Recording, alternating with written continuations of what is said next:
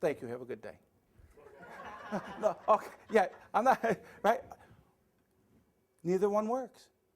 So in the next 10, 15 minutes, I'm going to explain to you why. And the reason why it doesn't work is because most people don't know the law. They know that 80%. It's never what they know that's going to hurt them. It's the part they don't know. So what is it that you need to know? The truth is, when it comes to estate planning, these are the core essentials you need to know and have a good understanding of. So we're going to review them with you here. Number one, you need to understand the different types of legal ownership. The second thing is you have to understand what a will, healthcare proxy, and living will is, and power of attorney, which we've already covered. We're going to cover the will here in a minute. You need to know what probate is, because that's something that could have a big impact in your life. You need to know what a trust is. And you need to know, most importantly, how your legal ownership affects you and your estate plan regardless of what your estate plan is, whether you have a will, a trust, or neither. Because, believe it or not, you all get a special gift under the state of New York. They have a plan for you. It's already written, courtesy of the government. Right? So the question is, do you want their book, their plan, or your plan, and how do we ensure it goes the right way? It's a combination of these things. So let's figure out what it is. Let's talk about legal ownership. So legal ownership. I could own something jointly, right? Me, joint with my wife, Christine, right? I could own something beneficiary designated. 401k, IRA, life insurance, annuity, right?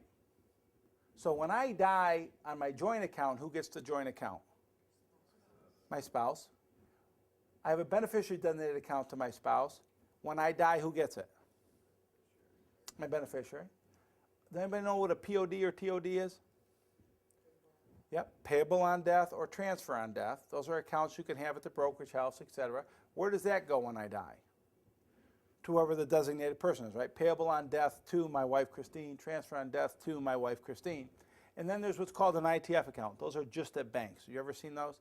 Dave Zampano in trust for my son, Angelo. Who gets that when I die?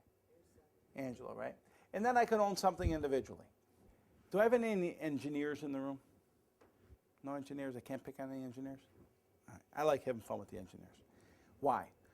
There's a lot of people that say, well, this is really good to know, Dave, because now that I know all these will go to my beneficiaries, I know that I don't probably need to do a lot of planning. I'll just make the beneficiary who I want it to go to, right? Does that make sense?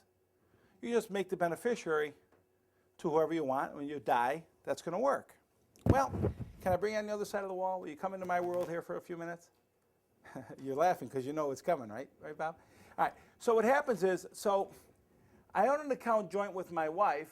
I have a beneficiary designated account with my wife, a POD, TOD, or ITF, and I become incapacitated. What access does she have to the joint account? Probably full access. What access does she have to the beneficiary designated POD, TOD, ITF? Absolutely none. It's all locked up. How's that plan working? Not too, and I know nothing will ever happen to me, so I'm not worried about it. You guys catch my sarcasm there. Again, either way, if it does or it doesn't, what's going to happen? We're